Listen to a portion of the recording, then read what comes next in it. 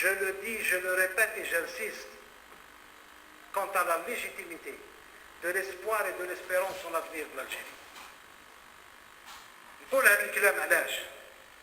لأن هذا الخريف اللي بدا البعض كان جعله محطة انفجار إفلاس الجزائر وغضب الشعب الجزائري ووقفت مسيرة بناء وتقدم الجزائر.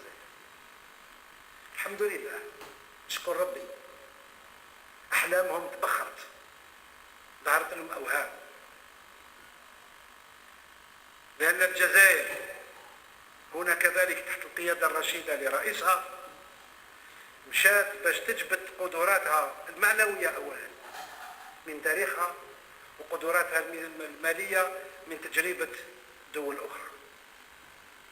وأقول للشعب الجزائري الأبي، قدمنا لك من هذا المنبر المبجل ومن منبر المجلس الشعبي الوطني أدلة ملموسة وعديدة باش تزرع الأمل في قلبك وما تخليش أصحاب التشاؤم يحطموا لك معنوياتك.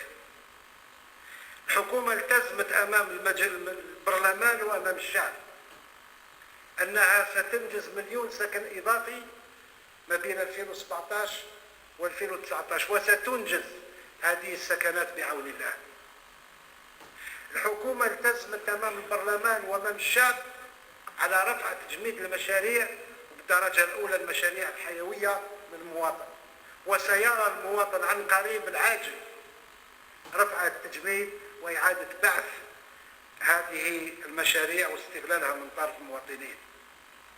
الحكومة التزمت كذلك أمام البرلمان ومن خلاله أمام الشعب أنها ستعطي دفعة قوية للتنمية المحلية من خلال رفع حجم برامج البلدية وصناديق الجنوب والإضافة، وهذا سيراه الشعب في الميدان في الأسابيع والأشهر المقبلة في تحسين ظروف حياته اليومية، لأن احنا ولاد الشعب ما جيناش كوبيرون تكنيك. البعض يحتكروا فهموا من مشاكل الشعب.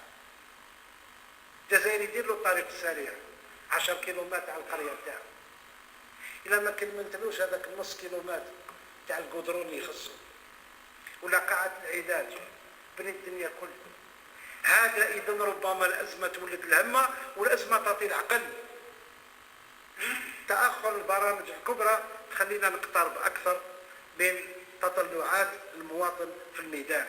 كذلك عاهدنا البرلمان وعاهدنا الشعب من خلال البرلمان أننا سنعطي دفعة أقوى لوتيرة التنمية في قطاعات التصنيع والفلاحة، وهذا سيظهر في غضون سنة 2018 سواء عن طريق نسبة النمو لفائدة البلاد أو عن طريق خلق مناصب الشغل لفائدة الجزائريين. ومثل ما قلت منذ حين تعاهدنا أمام البرلمان وتعاهدنا من خلال البرلمان أمام الشعب أن معاش المتقاعدين سيدفع ويبقى يدفع إن شاء الله. هذه بعض الأمثلة سيدتي سادتي على أن الجزائر قادرة الخروج من الأزمة هذه بدون مخاطر كبيرة، وأن الجزائر ستبقى تستمر في التقدم والبناء، وأن الجزائر اليوم أكثر من أي وقت مضى تناشد جميع أبنائها للتجنيد للعمل والتبصر.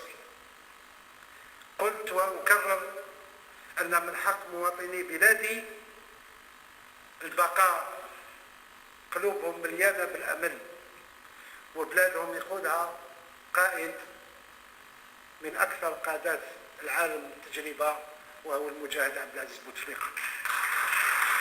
وأقول في الأخير أن ما دامت الجزائر جزائر صناع ثورة نوفمبر المجيدة وجزائر أبناء ثورة نوفمبر المجيدة، فالجزائر تبقى قوية بالعزم، قوية بخياراتها الاجتماعية، قوية بإرادتها البناء والتقدم الاقتصادي.